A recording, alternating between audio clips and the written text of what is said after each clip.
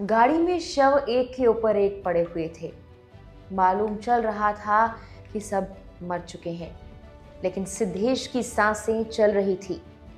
Dehradun accident में 7वें युवा सिद्धेश की जान बचाने वाले दीपक ने पहली बार कैमरे पर बताया है कि उसने इस हादसे के बाद और दौरान क्या मंजर देखा।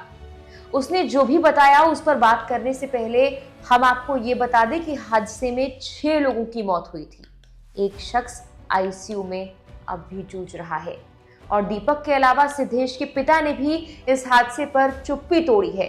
उन्होंने लोगों से हाथ जोड़ते हुए एक भावुक अपील भी की है। नमस्कार, मेरा नाम है मेघना सचदेवा। आप मुझे देख रहे हैं लोकमत हिंदी पर। पिछले कुछ दिनों से लगातार आप देहरादून के ओएनजीसी चौक पर हुए भयानक हादसे के बारे में खबरें सुन ही रहे होंगे। इस भयानक हादसे की तस्वीरें देख किसी की भी रूह कांप जाएगी। 7 दोस्त, जिनमें किसी का सर धड़ से अलग हो गया था तो किसी का चेहरा पूरी तरह से जल चुका था।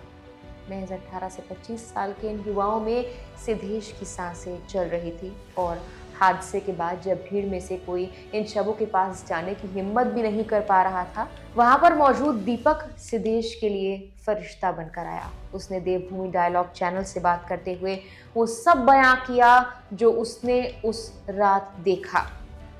यहाँ हम आपको एक बात साफ कर देना चाहते हैं कि कई रिपोर्ट्स में 7 युवाओं के मरने की बात कही गई है, लेकिन हादसे में 6 लोग मारे गए हैं।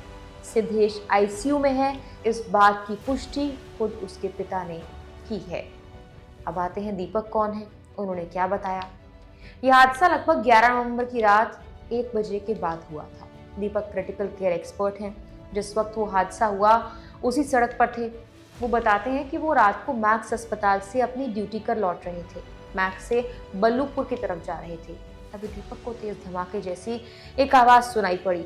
वो घबरा गया और डर गया। उसने लेकिन गाड़ी रोकी और आसपास देखा तो एक गाड़ी जोरदार तरीके से पेड़ से टकराई। गाड़ी को पेड़ से टकराते हुए दीपक ने खुद देखा। हालांकि इससे पहले गाड़ी जब कंटेनर से टकराई थी तब दीपक ने सिर्फ आवाज सुनी थी। दीपक ने हादसा होते हुए भी देखा और दौड़कर वहां गया भी, लेकिन उसने जो वहां देखा उसकी रूह कांप गई। 6 लोगों की सांसें एक साथ बंद हो गई थी। दीपक बताते हैं कि यह हादसा महज कुछ सेकंड्स में हुआ होगा। जो लोग गाड़ी के अंदर मौजूद थे उन्हें पता भी नहीं लगा होगा कि उनके साथ क्या हो गया। उनकी जान चली गई। दीपक के साथ कुछ और लोग भी वहां पर पहुंचे। पुलिस को इन्फॉर्म किया, एम्बुलेंस बुलाई गई। लगभग 20 मिनट का वक्त बीत चुका था। गाड़ी के अंदर 4 लोग थे। जो गाड़ी के बाहर थे उनका सर धड़ से अलग हो चुका था। जब दीपक मेडिकल लाइन से होने के नाते गाड़ी के पास जाकर कोई जिंदा है या नहीं ये जानने की हिम्मत करने में लगे थे, अचानक सिद्धेश की तरफ उनका ध्यान गया। उसकी पल्स चल रही थी। बिना देरी किए दीपक ने सबको अलर्ट किया। सिद्धेश को निकाला गया। उसे पास के सिनर्जी अस्पताल में भर्ती कर पाया गया। फिलहाल सबकी प्राथमिकता थी कि इस हादसे में जो जिंदा बचा है उसे अस्पताल पहुंचाया जाए, वक्त पर इलाज दिलवाया जाए। दीपक के मुताबिक फिलहाल सिद्धेश अस्पताल में है, उनका इलाज जारी है। दीपक ने कहा है कि इस तरह के हादसों के बाद अक्सर लोग मदद करने से डरते हैं, पर उन्हें दूसरों की मदद करनी चाहिए, उनकी जान बचानी चाहिए। वहीं इस मामले पर अब सिद्धेश के पिता ने भी चुप्पी तोड़ी है। उनके पिता ने वीडियो में मार्मिक अपील की है। घायल सिद्धेश के पिता विपिन अग्रवाल ने मीडिया से अपील करते हुए कहा कि कृपया हमारे बच्चों के साथ सहानुभूति रखें। सभी 6 बच्चों के परिवार बहुत दुखी हैं और 7वां बच्चा जो घायल है वो आईसीयू में अपनी जिंदगी मौत की जंग लड़ रहा है। इस दुख की घड़ी में हमारा साथ दे। अभी जांच जारी है, अफवाह ना फैलाएं। मेरे बेटे के बारे में गलत बातें कही जा रही हैं। सभी लोग केवल भगवान से प्रार्थना करें जिससे वो बच्चा सही होकर हमारे बीच में आ जाए।